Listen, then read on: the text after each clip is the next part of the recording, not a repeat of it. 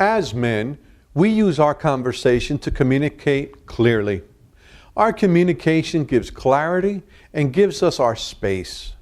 Men communicate to say, don't push me around, or this is what I know and this is what I think, period. Ladies, on the other hand, communicate for other reasons, such as feeling closeness and just being together. Women feel closer to their husbands in conversation, and men can't figure out why they just go on and on. After a while, some men just tune their wives out and let them talk while they read the paper or watch television. This is a recipe for trouble in any marriage. Today we have two Christian counselors, one from Atlanta, Georgia, and the other from Charlotte, North Carolina. Today's program is, Can You Hear Me Now? They will help us bridge the communication gap between men and women. I'm Pastor Minner Labrador. Welcome to Old Man, New Man.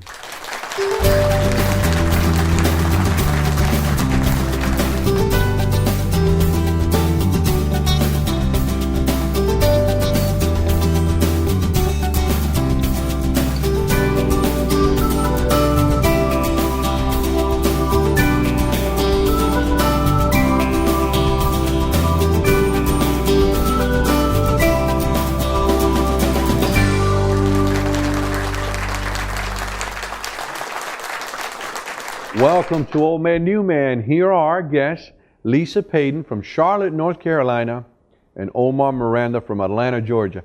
I am so glad you guys are here with us. Welcome. Thank you. Did you have a good trip? Everything went well? Yes, thank you. I'm looking forward to talking about, Can You Hear Me Now? Remember that commercial on Verizon? Yes. And so the levels of communication, what do you think, Lisa, is the number one or one of the main problems between men and women communicating?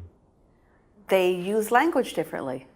I mean, women tend to talk about the immediate feeling, and men tend to just hold back on that, and not, you have to pull it out of them. You have to, Yeah, you have don't to wanna go get in deep and trouble. pull it out. What do you Exactly. think, Omar? No, I agree with her.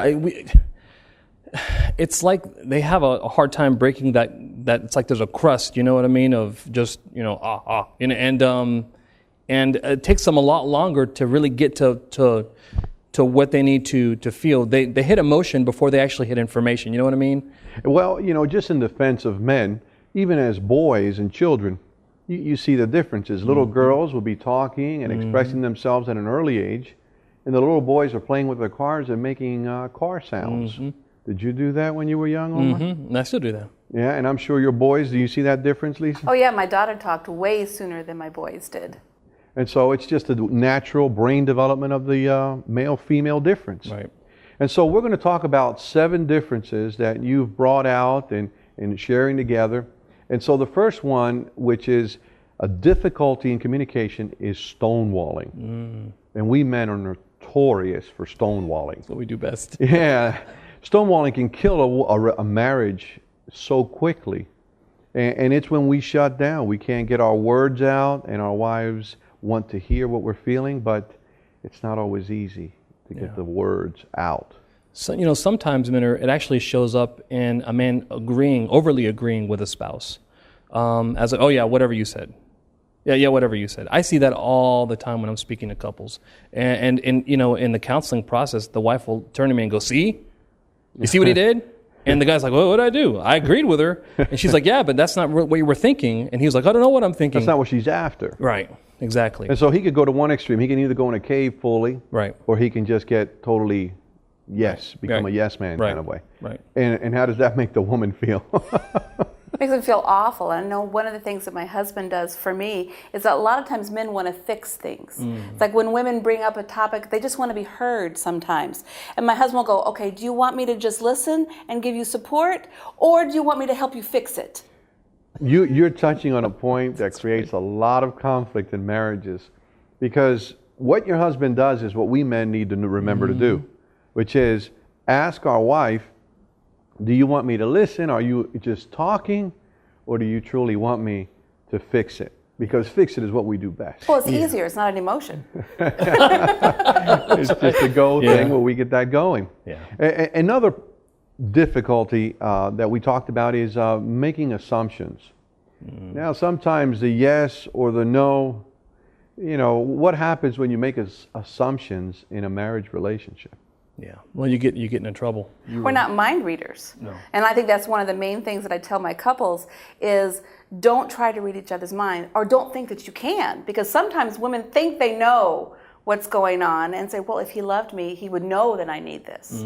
And you can't be mind readers in a relationship. If you need something, you need to ask for it. Just ask. And you know what, though, Lisa, sometimes men will actually, they will make an assumption in order to try to close their spouse down, so they really don't, they see the spouse is kind of opening up, and sometimes it makes them get defensive because they're maybe kind of hitting a nerve. It's something they don't want to take responsibility for, and so they just kind of, go a little further and say, well, that's not what you said. And then, they'll say, no, that's not how I felt. Well, yeah, I know that's what you said, but that's not how you really feel. And they're like, no, that's not how I feel. And so you see the conflict happens all over again because the man doesn't shut his mouth and let the wife just talk. Let her just talk it out. Without fixing it. Yeah, that's so hard. But one of the things I've noticed in the relationships is that sometimes the lady isn't really clear if it's yes or no, but she's just kind of, and we want closure on it. So if she wants us to do something, I think it's great for us as men. And Lisa, you correct me and stop me if I'm wrong here, but if you want something, just say it. For example, if we're going by a rest area and the wife needs to stop at the rest area, she might say, oh, look, a rest area half a mile up the road. Exactly. Yeah, honey, there it is, half a mile. And she's like, why didn't you stop? Well, why didn't you tell me to stop? Right. And so the communication begins to break down. That's just setting good boundaries. I mean, that's having, good self-esteem, asserting yourself and saying, this is what I need, I'm going to communicate what I need, and I'm going to get what I need. But it's not as much fun, is it, Lisa? Is that why? Well, I think that there's also one of the communication tools that you can give couples is that if you have, a lot of times when we're in a discussion, we're thinking about what we're going to say next rather than listening to the person. I think listening is a real big key, but you also have to communicate it. And one of the things that you can do is to restate what you said. I hear you saying that, it takes a long time to do that, but it does work. Restating is important. Right.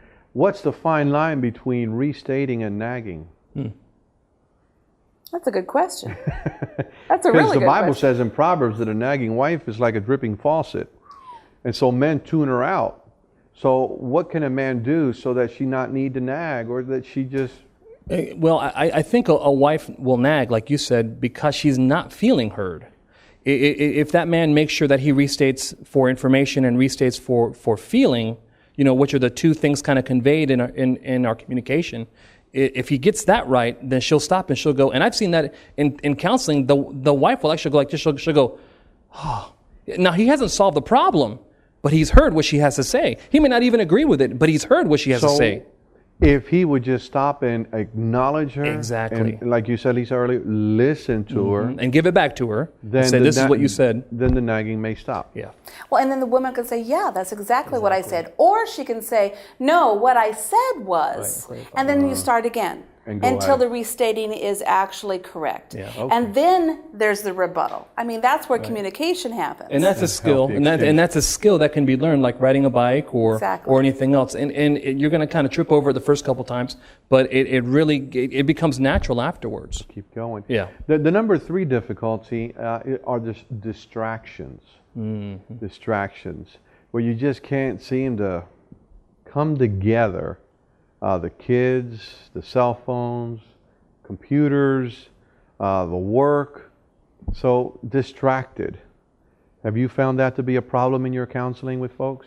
I think date night is really important. A date night. A date night. I mean, a lot of people laugh about that because we're no longer dating, we're in a relationship, but it makes a big difference. Yeah, it does. If you know you're going to have time to leave the kids with a babysitter, to be able to go and sit at a restaurant and just talk. Mm-hmm. It makes a big difference in relationships. Take a date night. Yeah. My wife and I go to the Walmart and people watch.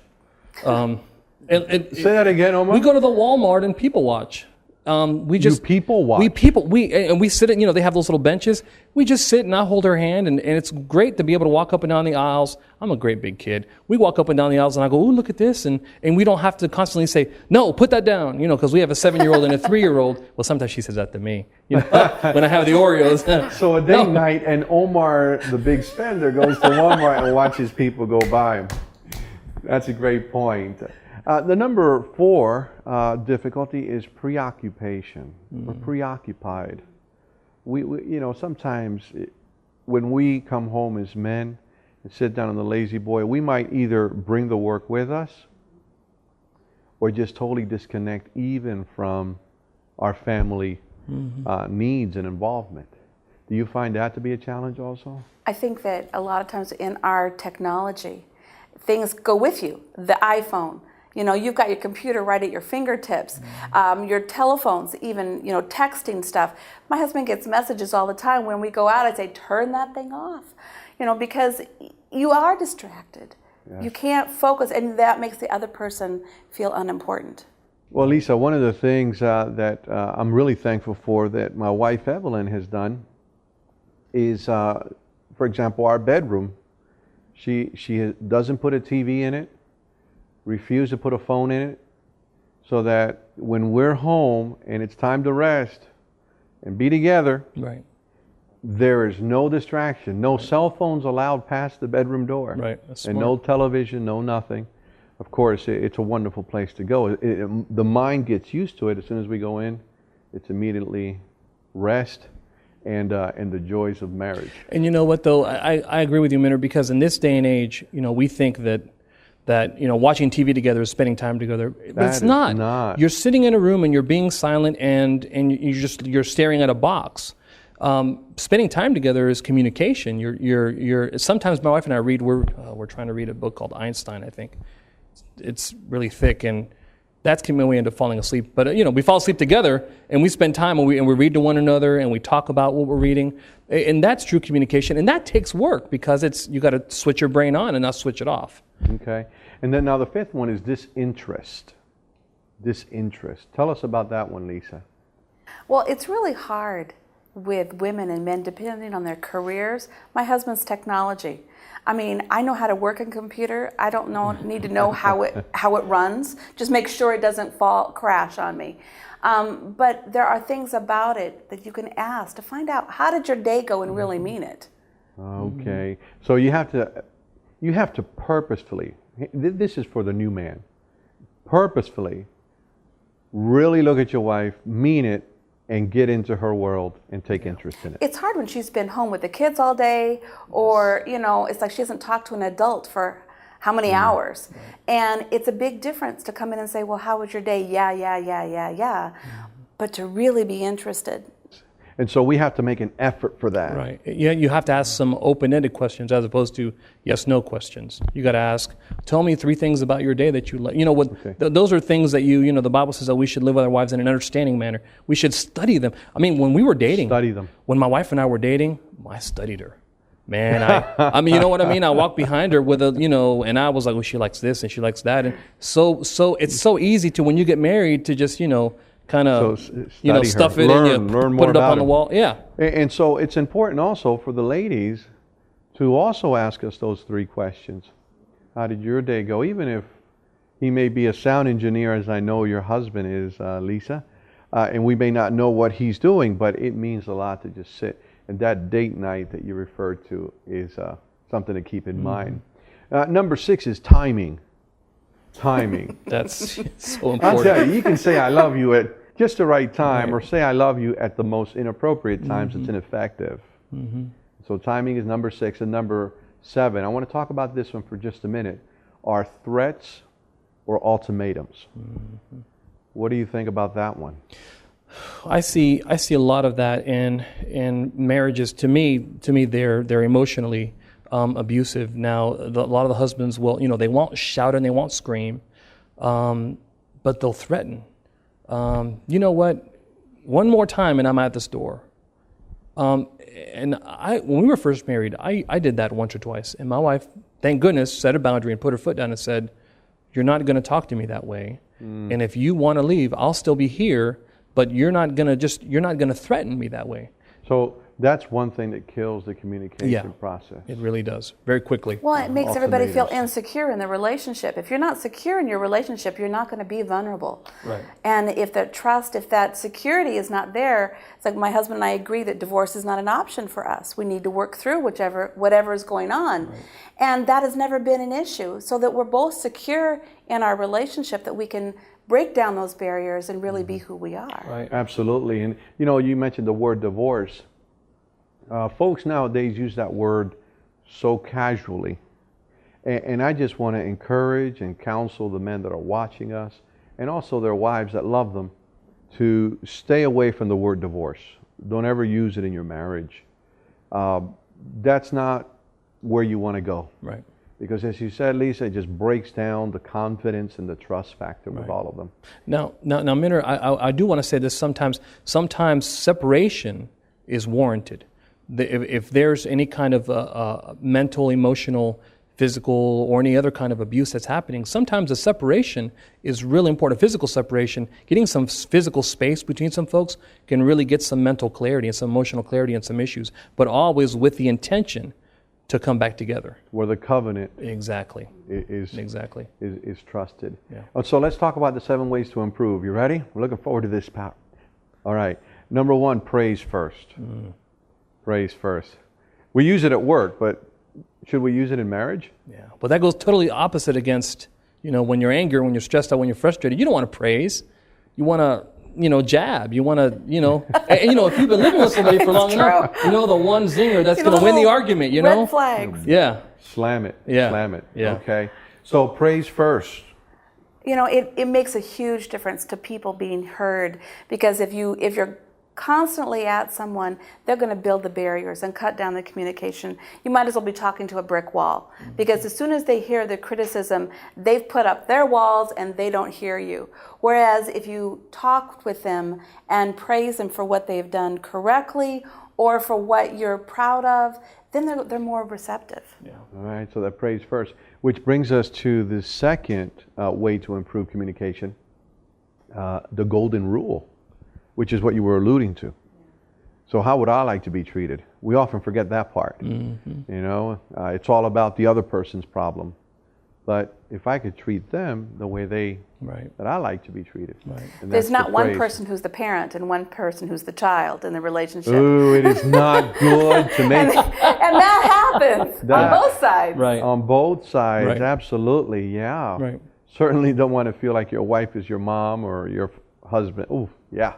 And so the number 3 way to improve communication is to learn together. And you kind of alluded to it earlier, mm-hmm. Omar. I think it was you that mentioned studying. You were studying your wife. Oh, always. She's a complicated lady, and I'm and I'm thankful for that, because she has so many different layers and levels. And I see her, and she can be talking to my children, and in the same sentence turn around and say something deep and insightful to me, and I'm going, I can't switch gears that fast. Well, ladies are naturally more, right.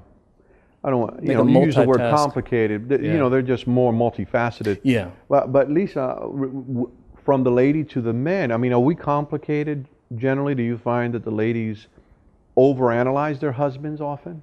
I think that there's a tendency to do that. And I think because we are maternal, it's easy to try to, again, parent the adults. And it's really hard not to, because you're used to dealing with the kids all day, and it's like, no, do it this way. My husband and I tried doing woodworking together.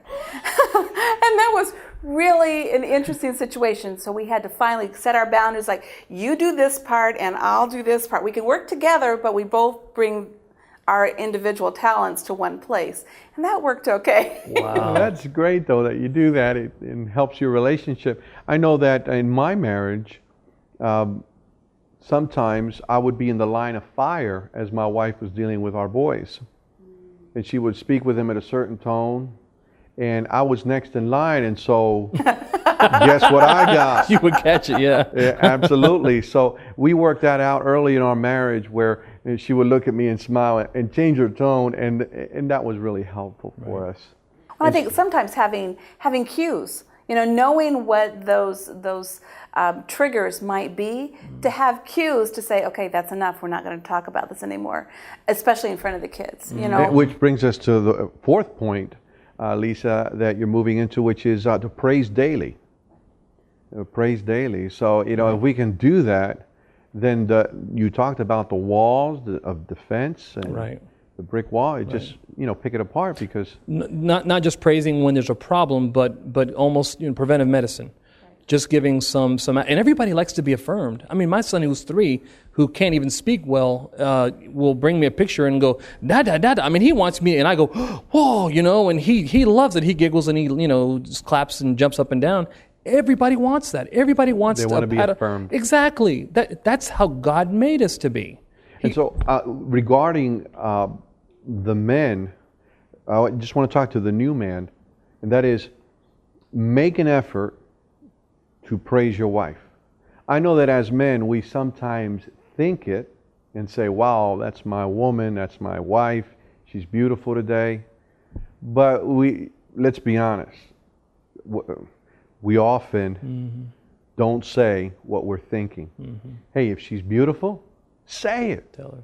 If you love what she's doing with the kids, That's right. Don't sit there and grunt, but look at her and tell her. I know Marriage Encounter has, when they're journaling, a saying that they say, your specialness to me today is. And I think that's important, whether you write it or leave notes. When my husband goes on a business trip, I leave notes in his suitcase so that he finds them when he's gone. But, your specialness to me today was how good you were with the kids. Changing the oil. So you're leading us to our fifth point, which is make a list of the positives and share it with your spouse. Yeah, and a lot of what you're talking about is habitual. You know what I mean? Either you make your habits or your habits make you. You've really got to be proactive about doing these things. You've got to set a time down. I mean, when I was a kid, my mom would put notes in my lunchbox. My wife does that for me. And my friends make fun of me sometimes because I'll open up my lunchbox and there's a little, bitty handwritten note or something from the kids that's in there. Okay. It's powerful.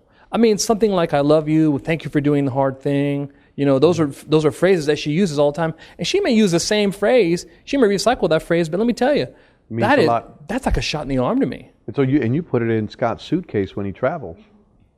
Oh, that gives us some ideas. Because my wife is here on the set. So. She'll be expecting, and so will I. Number 6 is to talk respectfully. That's a hard one. Yes, it is. Especially when you're angry. When emotions are high. Taking a time out works really, really well. And I want to just talk to the ladies that are watching. Our tone of voice sometimes sounds overpowering. And, let's just talk for a minute or so about the nonverbals. Because I might be saying something nice, but if my tone, and as men, we have rough tones, right, threatening tones. Right. So we got to watch that tone in our body language. And, counselors have a big fancy word for this called congruence. It means that your outside matches your inside. If you're upset about something, you need to let people know by your face. I talk to a lot of clients who I'm telling something that they're upset about, and they're like, and now I'm not talking about people who... No, it's true. Right, I'm not talking about people who can't speak the language. Now, sometimes you see that when they can't speak the language. In marriage, give me an example of incongruence in marriage. Just a regular, everyday incongruent communication. Or when you're really upset about something that's not happening and you're still smiling. I mean, that's the biggest issue. Well, that's the flip side of it. That's the flip side of that. And that sends a really, really, that's the message it sends. Come here, go away, go away. And people and listen, I can't speak to other guys, but I'm a knucklehead. I mean, I need my wife to be really clear with me. Because the statistics or the percentages are amazing. 7% of our words is part of the communication process. Just 7. So it's not what I say, but it's the 55% is my body language. Am I leaning forward? Am I being threatening? And the 38% is my tone. So if I get up in the morning and say to my wife, "Good morning," she'll say, "Well, what's your problem this morning?" I said good morning. But if I get up and say good morning, right? You notice that tone change? Communicates. Well, I think men are used to dealing with other men at work as well. I notice that there's a difference between how my husband talks to his coworkers or the people who work for him and how he talks to me. And oftentimes I have to remind him, I don't work for you. Right. Because there is a difference. There's a difference there. I don't work for you. We are in partnership here. Right.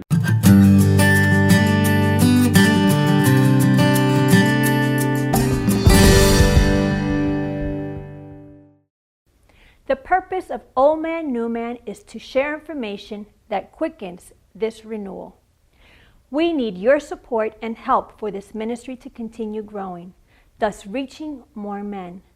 Visit our website and tell us about your own journey. I'm Evelyn Labrador.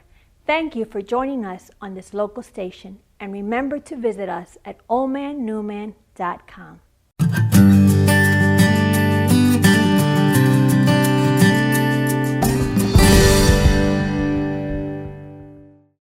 All right, men.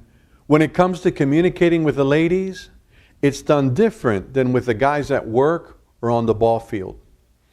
If you're in a heated discussion with your wife and you need a breather to think or cool off, then learn to communicate that properly.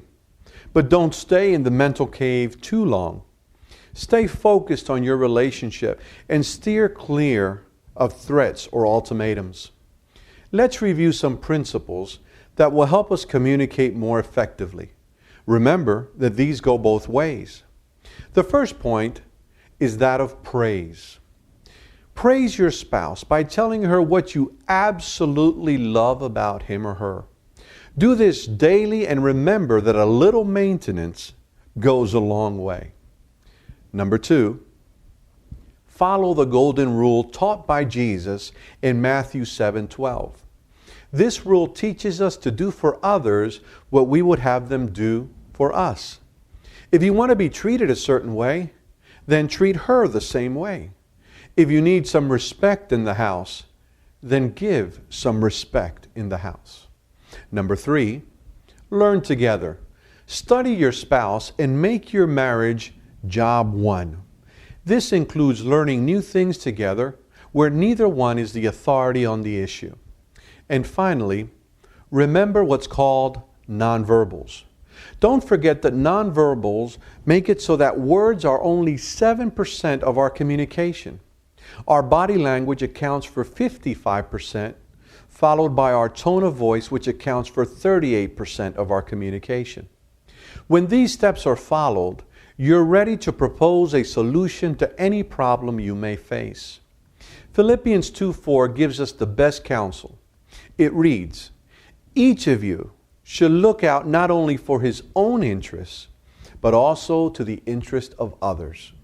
It takes a little bit of work and a lot of effort, but the reward is worth it. A healthy marriage is priceless. I'm Pastor Minner Labrador. Thank you for joining us on Old Man, New Man.